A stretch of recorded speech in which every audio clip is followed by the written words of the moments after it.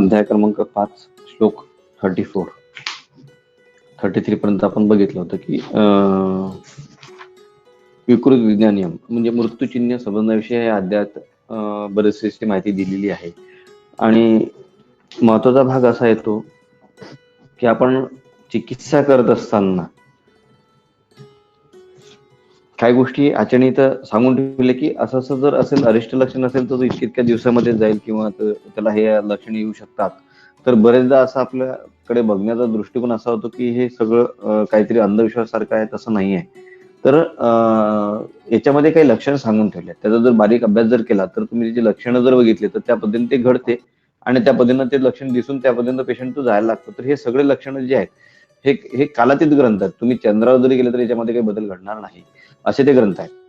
म्हणजे 1000 दीड नाही 3-4 हजार वर्षापूर्वीपासून या ग्रंथाचे जे काही दिलेले आहेत त्यानुसार जसं दिलं तसं याच्यात काही बदल नाहीये. त्याचे जे काही चिन्ह दिलेले आहेत त्यानुसार तुम्ही जर अभ्यास केला ना तर तुम्हाला बऱ्यापैकी त्याचं ज्ञान येऊ शकते की हा कुठपर्यंत काय. आणि तुम्ही बघा आयसीयू मध्ये गेल्यानंतर पेशंट बघा जात असताना बऱ्यापैकी एक तर किडनीला धक्का लागतो, मग हृदयाला धक्का लागतो आणि मग पेशंट कोमात जातो, मग शिरला धक्का लागते आणि मग पेशंट जातात. याचा अर्थ काय, तर त्रिमर्मी अध्याय खर्च केलेला आहे आपल्या याच्यामध्ये, हृदय बसते आणि शिर.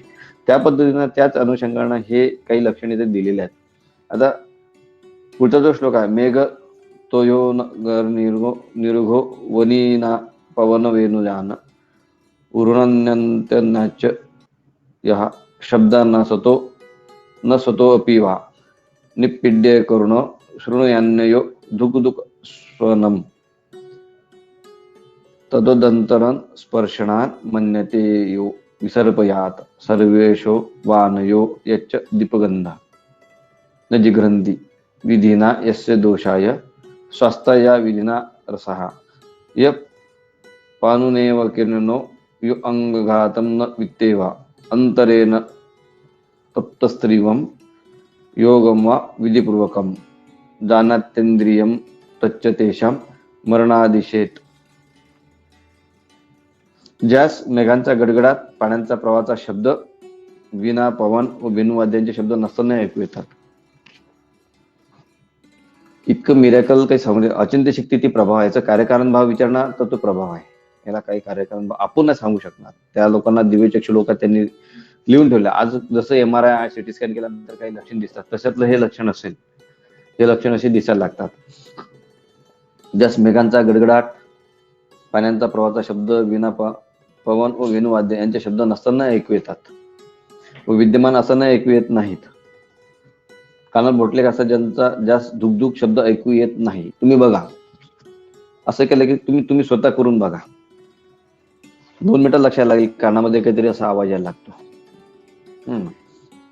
ज्या कानात बोटे घातल्याचा धुकधुक शब्द ऐकू येत नाही, गंध, रस व स्पर्श हे ज्या आहेत त्यांच्या विपरीत भासतात.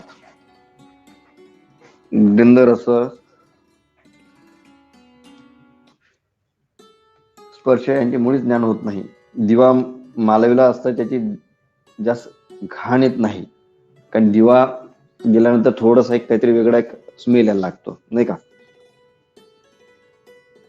आता कोरोनाच्या काळामध्ये स्मेलचा एक प्रकार आला होता की नाही तो. किंवा गंध, रस, स्पर्शांचे मुळीच ज्ञान होत नाही किंवा दिवा मालविला असता त्याची जास्त घाण येत नाही. यथाशास्त्र बघा, आता तुम्ही कुठेही जा, आता इथे गंधज्ञान नष्ट सांगितलेलं आहे. तर कोरोना काळ आपल्या याच्यामध्ये येऊन गेलेला, कोरोना काळामध्ये काय काय लक्षणं त्यात आलेले, त्यात रसज्ञान, गंधज्ञान नाहीसं झालेलं आहे. याच्यात आलेलं आहे रस, गंध, स्पर्श हे ज्या आहेत त्यांच्या विपरीत भासतात.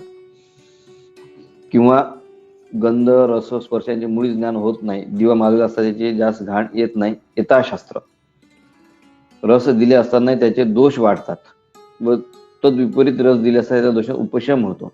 म्हणजे पेन असेल त्यासाठी एखादी औषध दिले त्यांनी जर पेन वाढलं असेल तर विपरीत लक्षण यायला लागलं. ते दोषांचा उपशम होतो. ज्याच्या अंग धुळीने माखल्यासारखे दिसते, ज्यास अंगावर आघात झाला असता कळत नाही, तीव्र तपावातून किंवा यथाविध योगाभ्यासावातून ज्यास अतिंद्रिय ज्ञान होते, अचे प्रकोप आहे, हे सर्व मरण असे समजावे. आता इथे एक दोन गोष्टी मेघ दिलेल्या आहेत की नाही. जो जातो त्याला याचा अर्थ अतिंद्रिय ज्ञान होतेच. म्हणून शास्त्र असं काय जायच्या 2-3 मिनिटं आधी एक विचार दिलेला असतो, वाचलेला आहे एका शास्त्रामध्ये ते, की 2-3 मिनिटं आपल्याला वेळ दिला जातो. आणि इथे त्याच्यात वर्णन आले आहे की नाही, यथाविध योगाभ्यासातून ज्यास अतिंद्रिय ज्ञान होते है ना, त्याला ज्ञान व्हायला लागते. 2-3 मिनिटाकरता ज्ञान दिलेलं आहे. तर यतेंद्रिय ज्ञान होते हे सर्व मरणार असे समजावे. तर हे झालं तर लगेच त्याला मरण येणार हे समजावं. किती सहज सांगितलेलं आहे की नाही. आता कोरोनाच्या काळामध्ये रसज्ञान झालं, त्याला लगेच बघा बरेच जण त्यातून बाहेर पडले, काही बाहेर नाही पडले. बरेच जण गेले, रसज्ञान झाले आणि त्यांनी चिकित्सा केली नाही तर ते 100% गेलेत. कोरोनाने आपल्याला समजून सांगितलं नाही का सगळं. मग याच्यामध्ये कुठलं खोटं मानता येईल तुम्हाला? रसज्ञान, गंधज्ञान, स्पर्शज्ञान हे जर ज्ञान नष्ट होत असेल तर त्यामध्ये 100% मनुष्य मरणार. दिलेलं याच्यामध्ये. हिनो दिना सुर अव्यक्तो यस्य स्वादक दुदो अपि वा सहसायो विनुद्येदा विविधुर्ण सजीविती. ज्याचा स्वर हीन झाला असेल, कोमातला पेशंट बघा, किंवा जो पेशंट मोह अचुक्य अरती या 3 अवस्थामधला असेल किंवा जाण्याची अवस्था असेल, त्याचा स्वर बघा. ज्याचा स्वर हीन झाला असेल, दिन अस्पष्ट अथवा गदग असा होतोय का नाही, किंवा अडखळत येतो. जो बोलू लागला असता, ज्याच्याने एकदम बोलनासे होते, त्याला थकवा खूप यायला लागतो, तो लवकर मरणार असं समजा. एक्स्माचा पेशंट जर समोर आणला, तुमच्या लक्ष द्यायला लागेल नाही का. एक्स्माचा पेशंट समोर आणून कारणावातून स्वर दुर्बल होणे,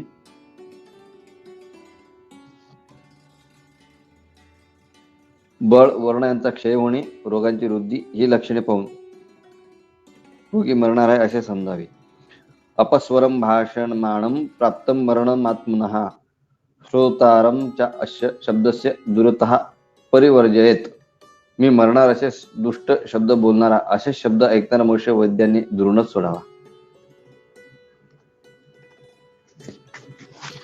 आता इथे जर बघितलं आपण, 2 गोष्टी आहेत. अपस्वरम भाषमाशम प्राप्तम मरणान्मनः श्रोतारामच्या अस्य शब्दस्य दूरता परिवर्जित सांगितलेलं आहे. मी मरणार असे दुष्ट शब्द बोलणारा, असे शब्द ऐकणारा मनुष्य वैद्याने दुरूनच सोडावा. का जाणार असतो म्हणजे त्याला सांगा, दुरून सोडा म्हणजे चिकित्सा करू नये असं सांगितलेलं नाहीये. दुरून सोडवायचा अर्थ आहे त्याला सांगावं की आता आपण सध्याकडे गेलेलं प्रकरण आहे, आपण त्याची चिकित्सा करू, पण हे किती येते आपल्याकडे, यश किती येते हे आपण त्यांना जर सांगितलं. म्हणून बघा, तुम्ही आता डॉक्टरांकडे गेला तर डॉक्टर सांगतात की आपण प्रयत्न करून बघूया, शक्यता फार कमी आहे. तर या पद्धतीने हाच तिथं लॉ लागतो इथं, किंवा शक्यता कमी आहे म्हणून असं जर केलं तर लक्ष द्यायला लागतं आपल्याला, आणि मग चिकित्सा करायची. चिकित्सा करून संस्थानेन प्रमाणेन वर्णेन प्रभया अपि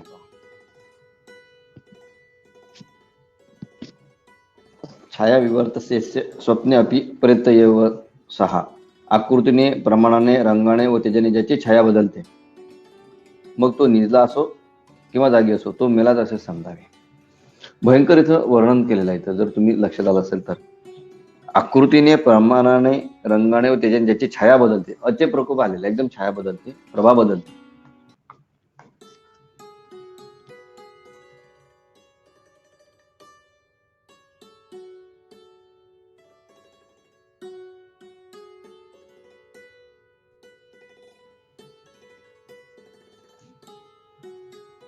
आकृतीने, प्रमाणाने, रंगाने व तेजाने ज्याची छाया बदलते, मग तो निजला असो किंवा जागी असो, तो मेला जसे समजावे. बघा, अच्छे प्रकोप होतो याच्यामध्ये. आणि अशा प्रकारे जर पेशंट आपल्या समोर आला, 100% जाणार. त्याला सांगावं आधी घरच्यांना की असं अशी चिकित्सा मी करतोय, पण शक्यता कमी आहे. त्यामुळे काय की यशाने होत नाही, कीर्त्याने होत नाही. कारण त्यांना माहित आहे की डॉक्टरने आधी आपल्याला सांगितलं, कल्पना दिलेली आहे की पेशंटचा काही होऊ शकते. म्हणून दुरून सोडवायचा अर्थ त्याला चिकित्सा करून असा नाही आहे, त्याला सांगून मग चिकित्सा करायचं. बरा होत नाही हे आपल्याला मान्य आहे, बरा होत नाही, पण आपण चिकित्सा करून असं कुठं दिलेलं नाही. छोट्या ससापर्यंत चिकित्सा करावी आपण. आता म्हणजे उगीच आव आणून सांगायचं नाही की मी चिकित्सा करणार, मी बरा करणार, असं उगीच आव करून सांगायचा काही अर्थ नाही आहे. त्यामध्ये यशाने होते आणि कीर्तीहानी पण होते. संस्थानेन प्रमाणेन वर्णे प्रभापि वा छाया विवर्ते स्वप्ने प्रेतयव स. आकृतीने प्रमाणे रंगाने तेजाने ज्याची छाया बदलते मग तो निजला किंवा जागा असतो तो मेला समजावे आहे ना. आता पादर्शो तो योधो या संस्थान प्रमाणात छाया अंग संभवक्ता प्रतिच्छायते सहा पुन्हा वर्णप्रभा आश्रया यातु छायव शरीरगहा. ऊन, आरसा, पाणी इत्यादिकांमध्ये शरीराच्या आकृती प्रमाणानुसार जी छाया उत्पन्न होते तिला प्रतिछाया प्रमाणानुसार प्रमाणानुरूप जी छाया उत्पन्न तिला प्रतिछाया असे पडछाया आपण म्हणतो असे म्हणतात. आणि जी शिरावरच असून वर्ण व ते ज्यावर अवलंबून असते तिला छाया असे म्हणतात. छाया आणि प्रतिछाया. ऊन, आरसा, पाणी इत्यादिकांमध्ये शरीराच्या आकृती व प्रमाणानुरूप जी छाया उत्पन्न होते तिला प्रतिछाया असे म्हणतात. आणि जी शरीरावरच असून वर्ण व ते ज्यावर अवलंबून असते तिला आपण काय म्हणतो, छाया म्हणतो किंवा प्रभा म्हणतो असं म्हणतात ना, त्याला छाया असं म्हटलेलं आहे. भवद्यस्य प्रतिच्छाया छिन्ना भिन्ना अधिकाकुला विशिरा द्विशिरा जीवा विकृता यदि वा अन्यथा तु समाप्त युषम विद्यान्य लक्ष निमित्तजहा. ज्याची सावली दुष्ट कारणातून तुटलेली, मोडलेली, मोठी, हलणारी, डोके नाही अशी, दोन डोक्यात अशी, वाकडी अथवा दुसऱ्या कोणत्याही रीतीने बिघडली अशी दिसते त्याचे आयुष्य संपले असे समजावे. हे खूप रेअर असते, पण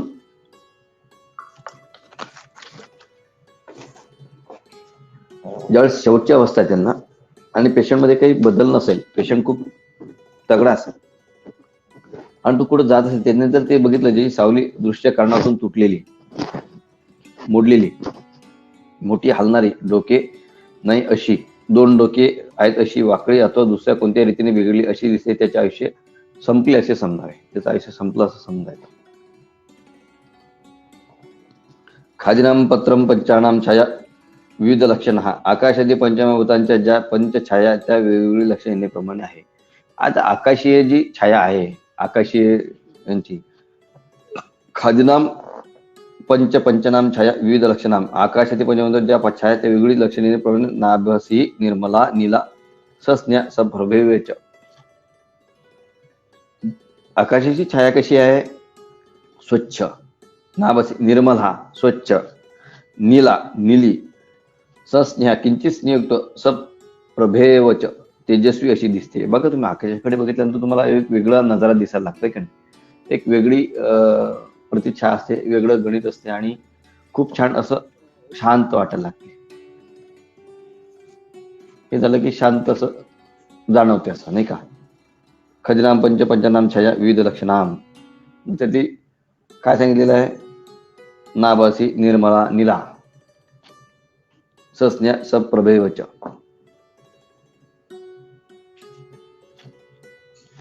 आकाशीय छाया स्वच्छ, निळी, किंचित स्नेहयुक्त व तेजस्वी अशी दिसते. तेज असते, एकदम प्रसन्न वाटायला लागते. आकाशाकडे बघा तुम्ही, एकांत असेल, दुःख असेल, तुम्ही आकाशाकडे येते. आवाज येत आहे ना माझा?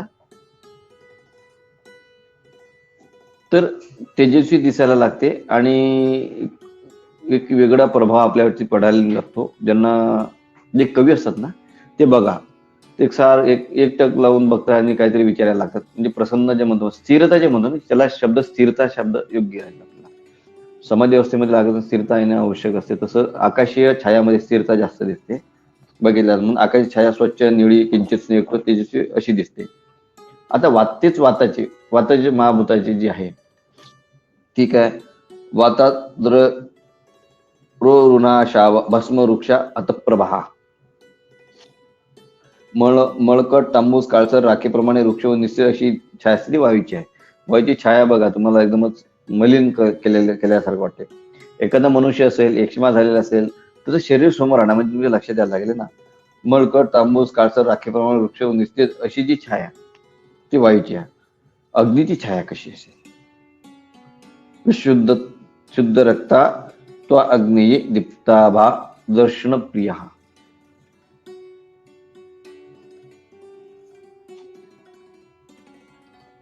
वातद्र जो ऋणाशाव भस्म रुजा अतप्रभा.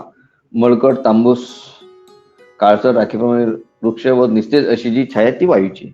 आता आकाशी छाया छान सांगितली, वायूची एकदम सांगितली. आता अग्नीची छाया जर बघितली, विशुद्ध रक्ता त्वग्नि दीप्ताभा दर्शन प्रिया. अग्नीची छाया शुद्ध रक्ताप्रमाणे कसं असते? अग्नी छाया शुद्ध रक्ताप्रमाणे लाल, चकचकीत व डोळ्यांचे आवडणारी अशी असते. अत्र तर दूरता तत्र वन्नी. अग्नीची छाया शुद्ध रक्ताप्रमाणे लाल, चमचकीत व डोळ्यांचे आवडणारी अशी असते. शुद्ध वैडूर्य विमला सुस्निग्धा त्वयोजा सुखा. पाण्याची छाया शुद्ध वैडूर्याप्रमाणे स्वच्छ चांगली स्निग्ध प्रिय अशी असते. स्थिरा स्निग्धा घना शुद्धा श्यामा श्वेताच पार्थिवी. स्थिर स्निग्ध घन शुद्ध सावळी श्वेत जी छाया ती पृथ्वीची छाया होय, नाही का? स्थिरा स्निग्धा घन शुद्धा श्यामा श्वेताच पार्थिवी. स्थिर स्निग्ध घन शुद्ध सावळी पांढरीची छाया ती पृथ्वीची होय. वायवी रोग मरण क्लेशानायाम सुखोदया. वायूची छाया रोग मरण क्लेश दुःखही देणारी आहे व बाकी चार छाया सुखकारक आहेत. आपण मगाशीच बोलताना सांगितलं वायू विकृत दिसायला लागते. वायू छाया रोग मरण क्लेश दुःख देणारी आहे व बाकी छाया सुखकारक आहेत. म्हणून आकाशीय छाया, आकाशीय तत्व जे असेल ज्याच्यामध्ये असेल आकाशीय छाया ज्यावेळेस बघायला लागतो, तुम्ही बघा आकाश ज्यावेळेस दुःख असेल आकाशीय छाया बघितली एकदम बरं वाटायला लागतं आपल्याला, नाही का? प्रभोक्ता तेजसी सर्वासा तू सप्तविधा स्मृता. सर्व प्रभा तेजस्वी अग्नि गुणात्मक तेजभूष्ट कला होत व 7 त्या प्रकारच्या आहेत, नाही ना? कला ज्या आहेत त्या 7 प्रकार सांगितले. सर्व प्रभा तेजस्वी कला 7 सप्तविधा स्मृता. किती 7 प्रकारच्या कला सांगितल्या? रक्त पिता सीता श्यामा हरिता पांडुर असिता. रक्ता लाल रंगाची, पिता पिवळी, पांढरी सावळी हिरवी, गौर व कृष्ण वर्णाचे प्रभेचे 7 प्रकार सांगितले आहेत, का?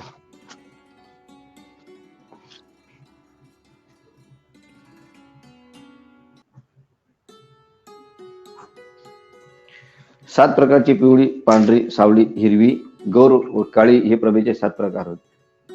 तासाम सूर्यविकार स्निग्धाच विमलाच या ता शुभा.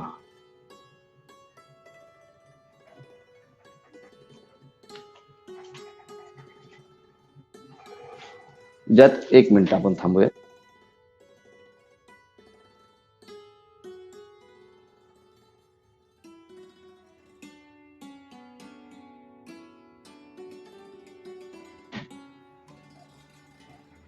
तासाम्य सूर्यविकारां स्निग्धाच विमलाच या ता शुभा. त्यात ज्या स्निग्ध व स्वच्छ असून ज्याचे तेज फाकते त्या शुभ होत. बघा त्याच्यात अजून काय सांगितलं? त्यात ज्या स्निग्ध व स्वच्छ असून ज्याचे तेज फाकते ते शुभ होत. ज्याच्यामध्ये तेज नसेल ते अशुभ सांगितलेले आहे, ज्याच्यामध्ये तेज असेल ते शुभ छाया सांगितलेली आहे. म्हणजे छाया, प्रभा, वर्ण इतक्या इत्यादीवरून आपण त्याचा अंदाज करू शकतो आणि आपण सांगू शकतो की तो किती जगणार, किती मरणार, ह्या सगळ्या गोष्टी सांगून ठेवलेल्या आहेत बरं का.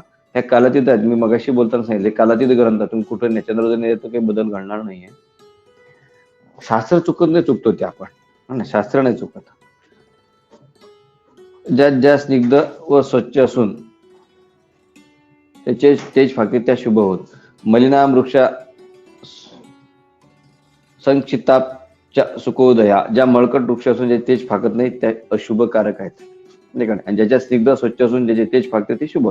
तासाम्य सूर्यविकारां संन्या स्निग्धाचे विमलाचे या ता शुभ हा. त्यात ज्या स्निग्ध व स्वच्छ असून ज्याचे तेज फाकते त्या शुभ होत. वर्णक्रमाती छाया प्रभाचे वर्णप्रकाशिनी. छाया वर्णाची झाकीते व प्रभा वर्णास प्रकाशिते, म्हणून प्रभाव असं म्हटलेलं नाही. प्रभाने प्रकाशनावर जाणवतो.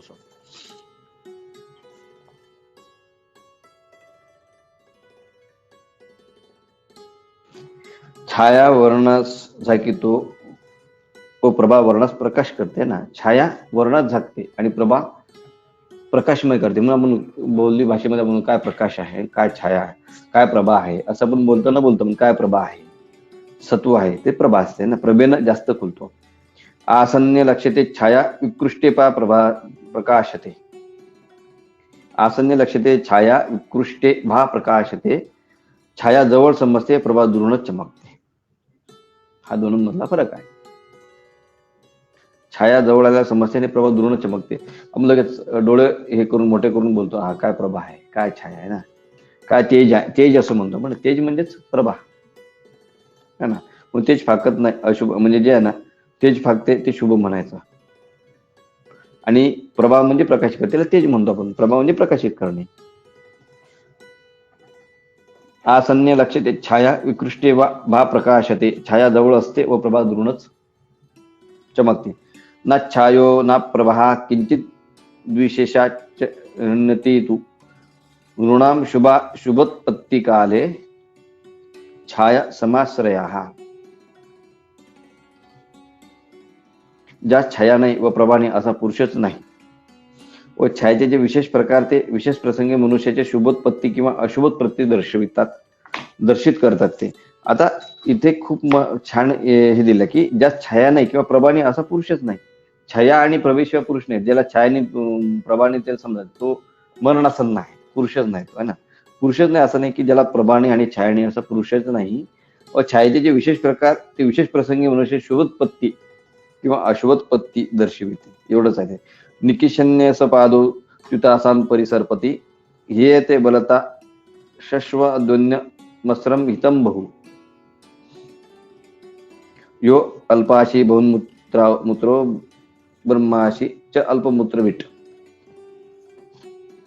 खांदे गळले असून, खांदे जे असतात ना मनुष्याचे खांदे एकदम भरीव असतात, पण ते एकदम गळले, एकदमच चालताना किंवा कोमातला पेशंट बघा एकदम, है ना, तशा प्रकारे असेल ना मनुष्य गडला असेल, त्या पद्धतीने असेल तो पांढरे असेल तर एकदम त्याला कृष्ण वर्ण यायला लागते. म्हणून खांदे गळले असले तो पायांची फरफट चालतो, नेहमी हितकर व पुष्कळ अन्न खातो.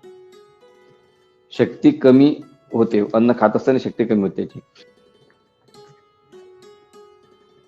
आणि इथे एक यक्ष्मातला एक प्रकार दिलाय बरं का. यक्ष्माचा प्रकार समोर का आणा म्हणतो मी. बऱ्याच जण तो पेशंट बघितलेला असतो आणि त्याच्यामध्ये प्रभा छायामध्ये फार जवळून बघितल्या गेलेला असतो. जास्त मलमूत्र थोडे होते, नाही फार खात असून मलमूत्र थोडे होते आणि थोडे खाणं असून कफाने पिडल्याने दीर्घ श्वास टाकीतो, गडबड लोळतो. जो दीर्घ श्वास टाकतो व ह्रस्व श्वास आत घेतो, एकदम म्हणजे बाहेर टाकतो आणि आतले श्वास घ्यायची गती कमी होते, श्वास उच्छ्वास कमी यायला लागतो. जो तळमळतो, जो ह्रस्व श्वास टाकतो व वारंवार एकसारखा वेडेवाकडे कापतो. याचा अर्थ काय, याला उठचं प्रमाण कमी झालं है ना, म्हणून तो वेडेवाकडे कापतो. जो मोठ्या कष्टाने डोके वर खाली करतो, हाताची मुठी वळतो, ज्याच्या कपाळावर घामाच्या धारा वाहतात. सरळ सरळ लक्षात घ्या, इथं हृदयावरती प्रेशर आलेला आहे, बीपीचा त्रास म्हणजे बीपी लो झालेली आहे आणि मंद चेष्टा, म्हणून ह्रस्व श्वास आत घेतो, तळमळतो व ह्रस्व श्वास टाकतो, त्यात वारंवार एकसारखे वेडेवाकडे कापतो.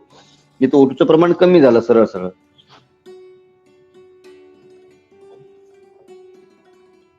हाताची मुठी वळतो व कपाळाच्या घामात धारा वाहतात व संधिबंधने शिथिल होतात. बलवान असो किंवा दुर्बल असो, उठवीत असते ज्यास मूर्छा आहे ते.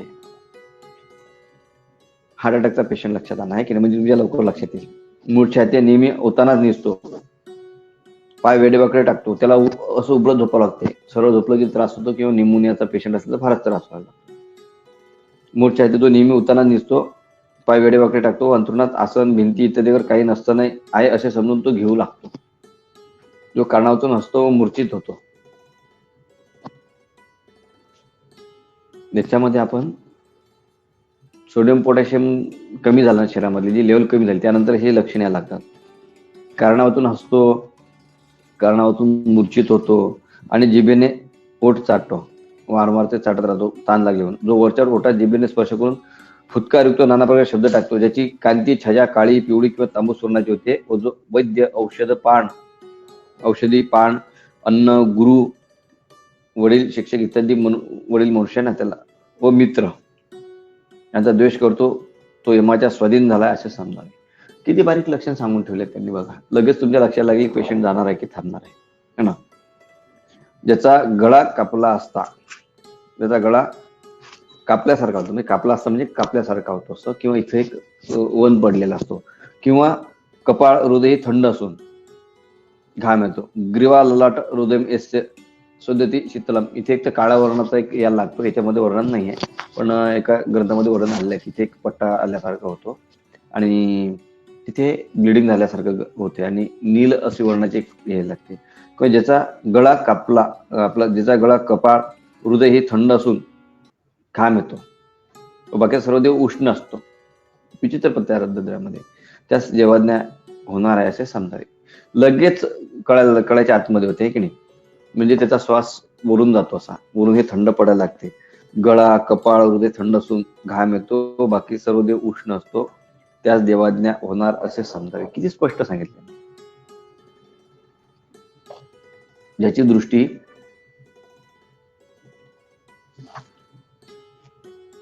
यो अनुज्योती लग्नेन काग्रो दूर छायो दुर्मिळा सदाहा.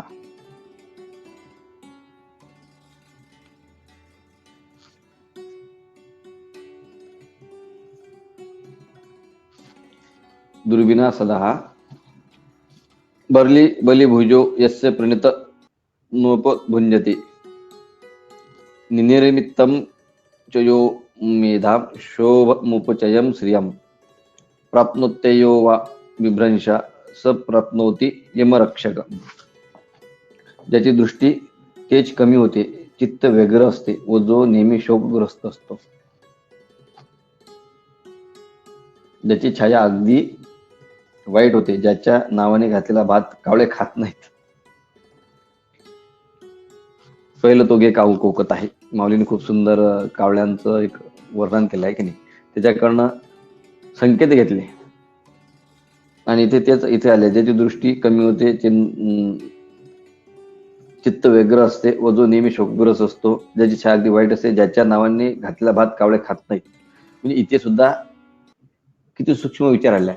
कावळा असा पक्षी आहे की सगळ्याकडनं तो हटकारला गेलेला आहे ना. सगळ्यात घाण बघणारा तोच, सगळ्यात घाण खाणारा तोच, म्हणजे सगळ्या गोष्टीमध्ये. तरी एवढं असल्यावरही माऊलीने त्याला सगुण मागितला, म्हणजे काहीतरी वेगळं असेल त्याच्यामध्ये. आणि तसंही तुम्ही बघा की शास्त्रामध्ये कावळ्याला अनन्यसाधारण या विधीमध्ये आहे.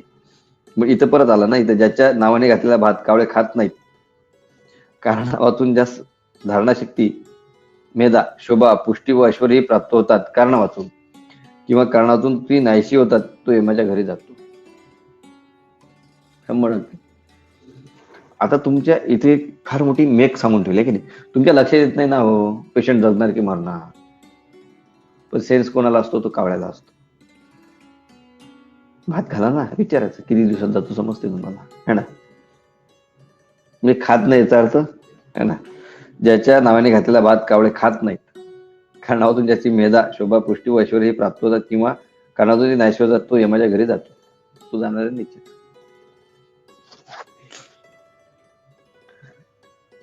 म्हणजे एमआरआयच्या वरचं एक हे सांगून ठेवलेलं आहे नाही की नाही, तुम्ही किती जगणार. आणि कावळ्यामध्ये ते माहिती नाही, पण खूप मोठी ताकद आहे. ज्या अर्थी कुळाचार वर्णन करत असताना बऱ्याच ठिकाणी 13 दिवस झाल्यानंतर, किंवा आपण विधी करतो आपण नाही का, कर्मविधी केल्यानंतर तिथं कावळ्याला ते पिंडाचा त्याला हे करायला सांगितलेला असतो. त्या अर्थी तिथं काहीतरी मेक आहे. अभ्यास चालू आहे आपला. ज्यावेळेस आपल्याला उत्तर मिळेल त्याला आपण निश्चित सांगू त्यावरती. पण तुम्हाला मार्ग दावणे गेल्या आधी दयानिधी सांगतात, ते तुमचा कुळाचार तुम्हाला पाळावाच लागतो.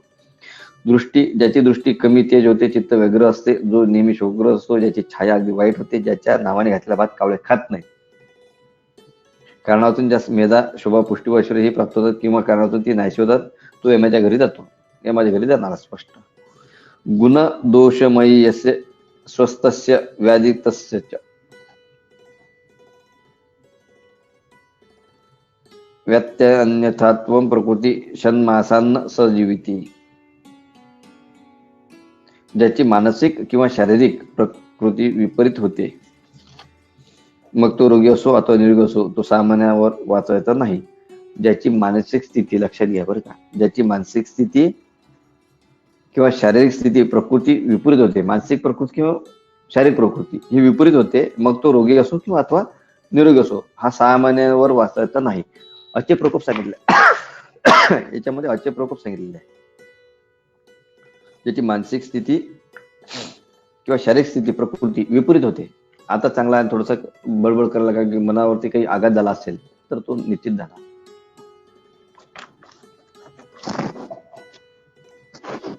कधी तर 6 महिन्यानंतर, 6 महिन्याच्या वर वाचायचा नाही, 6 महिन्याच्या तो जाणार. कधी जाणार 6 महिन्यापर्यंत त्याची लिमिट सांगितलेली आहे. याचा अभ्यास केल्यानं खूप सुंदर उत्तर मिळायला लागतात. हा साधनेतला प्रकार आहे आणि सगळ्या गोष्टी जर बघितल्या आपण तर हे दिव्य दृष्टीने लिहिलेलं शास्त्र आहे. त्यानुसार तुम्ही जर चिकित्सा करायला लागला ना, खूप सुंदर चिकित्सा होते. जसं दिला तसंच आहे, ग्रंथाच्या बाहेर काही नाही. शास्त्र चुकत नाही, चुकतो ते आपण, है ना. भक्तिशीलम स्मृतो त्यागो बुद्धिर्बल महेतुकम षडितानि निर्वंतन्ते शंभिर्मास्यते. भक्ती गुरु उदिकांच्या ठाई पूज्य बुद्धी शील सुशोभा स्मरणशक्ती दातृत्व बुद्धी व बल ही ज्याची कारणातून नेहमी होतात, नाहीशी होतात, कारणातून नाहीशी होतात, तो 6 महिन्यांनी मरणार असे समजावे. भक्ती शील स्मरणशक्ती दातृत्व बुद्धी व बल ही ज्याची कारणातून नाहीशी होतात, तो 6 महिन्यांनी मरणार असे समजावे. एकदमच बदल घडतो शरीरामध्ये आणि असा प्रकार असेल तर तो 100% तो 6 महिन्याच्या आतमध्ये मरणार नाही. 6 महिन्यांनी तो मरणार. ते कधी मरणार सांगतात, ते 6 महिन्यापर्यंत त्याला वेळ दिलेला आहे. त्या अनुषंगाने आपण चिकित्सा करताना याचा आधार घेणं फार गरजेचं आहे. तर या अनुषंगाने आपण आधार घेतला तर, शास्त्राचा आधार घेतला तर लगेच लक्षात लागते पेशंटची आयु मर्यादा किती आहे. 10 पर्यंत आपण काय आपण देऊ नये किंवा आपण परफेक्ट सांगू शकत नाही, पण त्याची आयु मर्यादा आपण सांगू शकतो कुठपर्यंत आहे. तर या अनुषंगाने पुढील शोक आपण उद्याला घेऊयात. काही प्रश्न असेल तर विचारात. 2:45 झाले की आपण थांबत जाऊ आणि प्रश्नोत्तरास सुरुवात करत जाऊ, कारण नंतर मग वेळ मिळत नाही प्रश्नोत्तर. विचारा. हॅलो. हा बोला. सर, हिरड्यात जर काळपट होत असतील वारंवार तर ते रक्तदृष्टीचा हेतू असतो का? रक्तदृष्टीचा हेतू आहे तो आणि यकृताच्या संदर्भात किंवा फुफ्फुसाच्या संदर्भाने ते आलेलं आहे. हिरड्या कृष्णवर्णाच्या होणं. तर तिथे मग तुम्हाला कुष्ठ किंवा उपलेट जे येतं ना, त्यांनी दंत धावून जर केलं तर हा बऱ्यापैकी परिणाम चांगला यायला लागतो त्याच्यावर. पण मग फुफ्फुस म्हणजे ते फुफ्फुस किंवा यकृत ना सर? हा, फुफ्फुस आणि यकृत. फुफ्फुस किंवा यकृत 2 पैकी एक असेल त्याच्यामध्ये. आणि मग ते जर वारंवार होत असेल तर त्याच्यावर जाणारं औषध वापरायचं का फक्त त्यांच्यावर जाणारं औषध वापरायचं. म्हणजे त्याला जर कफच व्याधी असेल, निमोनिया असेल, वारंवार त्याला अटॅक येत असेल, कुठलं जर थोडी धूळ आली असेल, काही अटॅक आला असेल, दम वाढला असेल, तर तिथं यकृतावर न देता फुफ्फुसावर जाणारे औषध द्यावी. आणि रक्तगत विकृती असेल, पचन होत नसेल, थरथरी सुटत असेल, कंपवात होत असेल, मूर्छा येत असेल, तर त्यावेळेला मात्र तिथं मग यकृतावर जाणारे औषध वापरायचं. म्हणजे सर, मुलगी आहे, ती माझीच मुलगी आहे, तिला वारंवार सर्दी पण होते आणि तिच्या ना खालच्या हिरड्या तिला मंजन कर. हा, तर तिला एक काम करा. वय किती आहे तिचं? तिचं वय 12 वर्ष. हा, तर तिला आता एक काम करा. सीतोफलादी चूर्ण, त्याच्यामध्ये सीतोफलादी चूर्ण हे स्वतः तयार केलेलं असावं. सीतोफलादी चूर्ण त्याच्यामध्ये ताप्यातील लोह, रसायन वगैरे जे ताप्यातील लोह, पांडू मधला ताप्यातील लोह आणि सीतोफलादी चूर्ण आणि प्रवाळ पिष्टी हे एकत्र करून द्या तिला. आणि कोष्ठ म्हणजे उपलेट किंवा कोष्ठ पुष्करमूल या 3 पैकी एकत्र जे मिळेल, कोष्ठ किंवा उपलेट मिळेल बाजारामध्ये किंवा पुष्करमूल, हरितकी, विडंग, कायफळ याचं चूर्ण करायचं आणि सैंधव त्याच्यामध्ये थोडंसं घालायचं आणि देवकुसुम म्हणजे लवंग थोडे यांनी मंजन करायला सांगायचं. उपलेट म्हणजे काय सर? तेच म्हणतो, बाजारामध्ये तुम्ही कोष्ठ जर घेतलं तर कोष्ठालाच उपलेट म्हणतात बरेच ठिकाणी, किंवा कोष्ठ ते नाही मिळालं तर मग पुष्करमूळ वापरावं. आणि ताप्यातील लोहाच्या टॅबलेट घ्यायच्या का सर? त्या किती घ्यायच्या? हा, ताप्यातील लोहाच्या टॅबलेट घ्यायच्या आणि त्याच्यामध्ये ताप्यातील लोहाच्या याच्यामध्ये बारीक करायचं सीतोफलादी चूर्ण, ताप्यातील लोह, प्रवाळ पिष्टी एकत्र करायचं ते द्यायचं तिला. यकृतच्या संदर्भात नाही दिला तर त्याला 15 दिवसाला 30 टॅबलेट घ्या ताप्यातील लोहाच्या आणि 2 चमचे कोष्ठ, आपलं 2 चमचे कोष्ठ किंवा उपलेट जे काय मिळेल पुष्करमूल आणि 4 चमचे शीतोपलाची चूर्ण.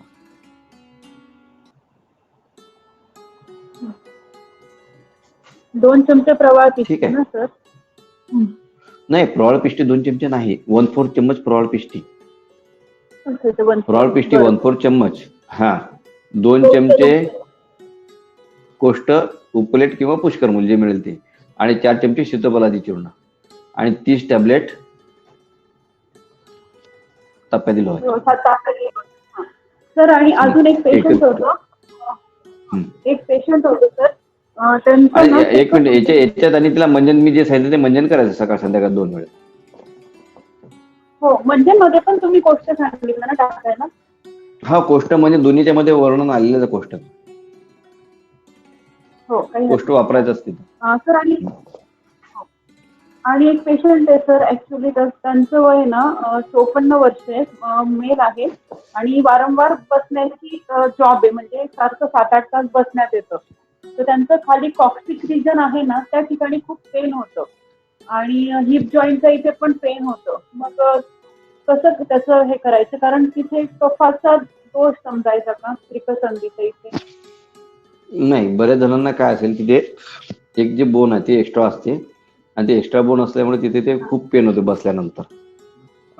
तर तिथे मात्र तुम्हाला पोटीस करणं गरजेचं आहे. तर पोटीस करत असताना कणिक 2 चमचे, हळद 1/4 चम्मच, त्याच्यानंतर सेंदो त्याच्यामध्ये 1/4 चम्मच, आणि तेल थोडंसं, गोड तेल एकत्र करायचं, पिठलं शिजवायचं, आणि गरम गरम तिथे लेप लावायचा.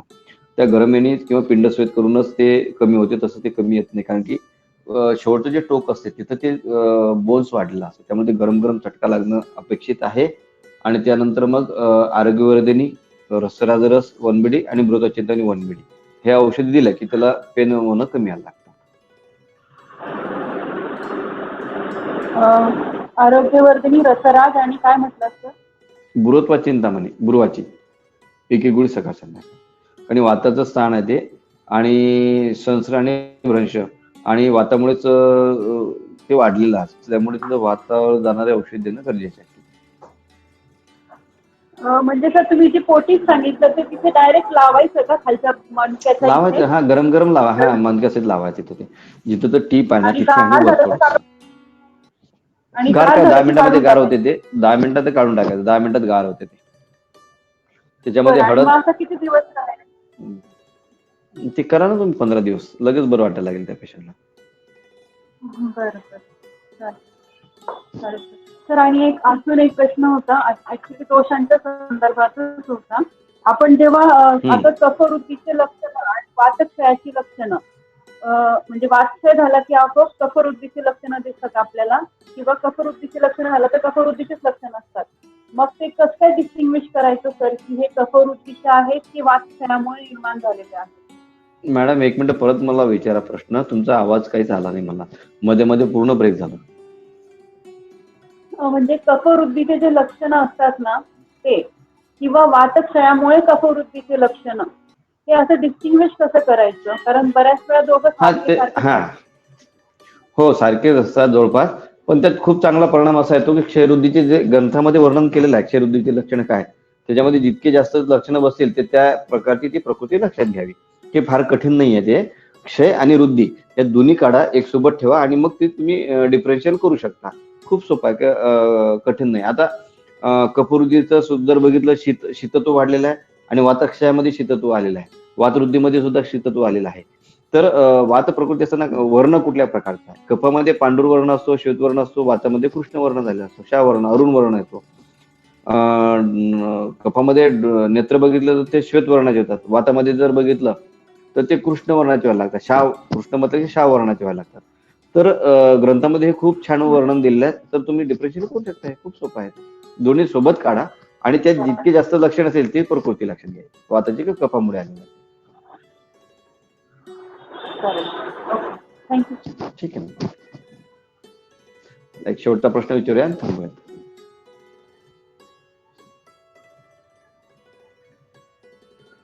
विचार काय प्रश्न असतात.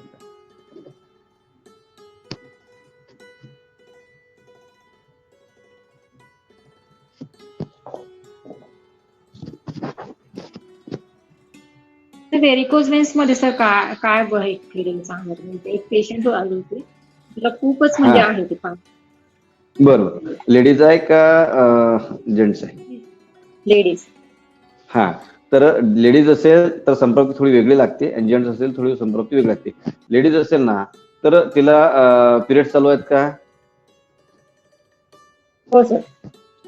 हा हो हो तर चालू. गर्भाशयगत विकृती असेल ना तर गर्भाशय एक बघा की तिला व्हेरिकोज वेन असताना जसं पिरियड जवळ तसं ते व्हेरिकोज वेन वाढतात आणि जसं पिरियड निघून गेला की ते कमी यायला लागतात. परत 15 दिवसानंतर ते वाढायला लागतात. याचा अर्थ काय, तर रक्तमोक्षणी त्याच्यामधली एक चिकित्सा आहे. तर तिचं पिरियड्स व्यवस्थित करणं गरजेचं आहे. आणि कशा संदर्भाने आहे, तर शिरा संदर्भाने आहे. तर काय झालं, त्यामध्ये टणक झाल्या म्हणजे अस्थिचं विमार्गम झालं. अस्थिचा धातू, अस्थि हा टणक धातू आहे. तर अस्थिचं विमार्गम झालं म्हणून त्याच्यामध्ये अस्थिमज्जापाचक आणि रक्तपाचक ह्या 2 सकाळ संध्याकाळ द्यावं. आणि सोबत सर्वात महत्वाचं त्याला जाणूधारा करायला सांगायची. कुठल्या तेलाची सहचर तेल किंवा आपण वेगवेगळ्या प्रकारची तेल तयार करतो त्याकरता, की तुमच्याकडे सहचर तेल, धानवंतर तेल असेल त्याची शिरोधारा जशी आपण करतो तशी जाणूधारा करायची, पितू ठेवायला सांगायचा. वटजटादी आणि पिंडस्वेद बटाजटादी पण वापरता नाही, येते. वटजटा ते नकोत नाही. तर त्याला मी नाही वापरला म्हणून मी त्याविषयी नाही बोलू शकणार. जर कोणाला अनुभव असेल तर नक्की शेअर करा, नक्की वापरावी. तर पंचभौतिक त्याच्या मध्ये सर. ठीक आहे. हा हा तर त्याच्यामध्ये सहचर किंवा धानवंतर तेलाचा धारा, जाणूधारा करायची त्याच्यावरती. आणि पत्रपिंड स्वेद जर केले, पत्रपटोले स्वेद किंवा पिंड स्वेद अशा प्रकारे जर केलं ना तर बऱ्यापैकी महिन्याभरामध्येच त्याचं व्हेरिकोज वेन कमी आला. भात वगैरे बंद करायचा. भात आणि पूर्णतः बंद गर्भाशयगत करा. विकृती असेल, हा टोटल बंद करायचं. भात पोळी साबुदाणा बंद करायचं टोटली. आणि गर्भाशयगत विकृती असते यांना, आणि गर्भाशयगत काही गर्भाशय म्हणजे पुषणक चूर्ण वगैरे जर देऊन गर्भाशय शुद्धी करणारे द्रव्य वापरावे. गर्भाशय जर शोधन व्यवस्थित झालं, गर्भाशय व्यवस्थित जर स्वेलिंग असेल ते कमी व्हायला लागलं तर लगेच त्याचं प्रेशर याच्यावरती येतो, ते कमी यायला लागते आणि त्याने व्हेरिकोज वेन कमी यायला लागतात. चंद्रभागा वगैरे द्यायची. नाही, चंद्रबाबा द्यायची गरजच नाही ना. पुष्यनूक किंवा चंद्रबाबा काहीतरी एक द्या. आता मी जे तुम्हाला सांगितलं त्या अनुषंगाने काही त्यातल्या औषधी आणि काही गर्भाशय म्हणजे गर्भाशय संदर्भात काही विकृती आहे का ते बघा आणि त्या अनुषंगाने द्या, म्हणजे लगेच बरं वाटायला लागेल. तर आणि कैशर गुगळ वगैरे दिलेलं पण ते पण चांगलं होतं का? कैशर गुगळ कैशोर गुगुळ ठीक आहे ना, देऊ शकतो आपण. पण याच्यामध्ये रक्तपाचक याच्यामध्ये दिलेला आहे ना, पण त्याच्यामुळे काही गरज पडणार नाही कैशोर गरज गुगुळाची. पडणार. दिलं तर काही हरकत ते नाही. रक्तदाब पित्त आणि शमन एवढं जरी होतं. दिलं ना, हो पित्त शमन होतं, पण एवढं जरी आपण, पित्ताचा संदर्भ येत नाही, ते एवढं जरी दिलं आपण तर खूप लवकर परिणाम यायला लागतो पेशंट. म्हणजे ओके आपण सर. तो अनुभव घेतला. आणि काय झालं की मूळ संपृक्ती अशी की त्याच्यामध्ये अस्थित्व विमार्गम झाला, कडकपणा यायला लागला ना. हो. शिराजमध्ये कडकपणा यायला लागला म्हणजे अस्थित्व विमार्गम झाला, म्हणून अस्थि प्राकृत होणं हे गरजेचं आहे. म्हणून अस्थिपाचक तिथं वापरा आणि रक्तपाचक ह्या दोन्ही गोष्टी वापरल्या की ते लगेच सुटायला लागतात. सर ह्याच्यामध्ये हेरिडिटरी फॅक्टर पण राहतो ना वाटतं सर? हा राहतो ना, पण आपण त्याच्यात मेडिसिन दिल्यानंतर तो फॅक्टर कमी करतो ना. आपण मेडिसिन जर दिलं तर तिथली संपृक्ती भंग करतो ना आपण तो. हो. आणि सर आणि तिला बाकी मग हे जाणूनदारा केली ना, खाणं खाणं किती दिवस करायचे आंबोलीला सर? बंद करायचं. तिला महिना 2 महिने लागतात, कारण पिरियड्स महिन्यातनं एकदाच येतो, त्यामुळे 2 ते 3 महिन्यामध्ये एकदम क्लिअर होऊन जाते. पण 2 महिने लागतातच हा. त्याला. पिरियड्स यायला 2 महिने, 1 महिन्यातून एकदा येतो ना. जसं पिरियड्स येईल तसं तिचं एकदम कमी यायला लागतं. ओके. आणि सर आणि ते तिथं धारा किती दिवस करायची? धारा 21 दिवस करा ना तिथे, जाणूधारा. तुम्हाला लगेच तसं म्हणजे जसं धारा करसाल तसं तुम्हाला लगेच इफेक्ट येईल त्याचा. सहचरी किंवा मग सहचर आणि गंडूशी केला तरी चालेल. एरंड तेलाचं किंवा मग कुठल्या सहचर तेलाचं किंवा एटीचं गंडूश फक्त तोडून धरून जरी ठेवलं तरी त्यांनी व्हेरिकोज वेन, कारण की व्हेन्स जे आहे ते कशाने तयार झाले ते बघा शिरा. आणि जीवा कशाने तयार झाले जवळपास सारखंच असते, त्यामुळे तिथं सुद्धा तुम्ही गंडूश केलं तरी तिथलं प्रेशर कमी यायला लागतं. Okay sir. ओके. ठीक थँक्यू. आहे.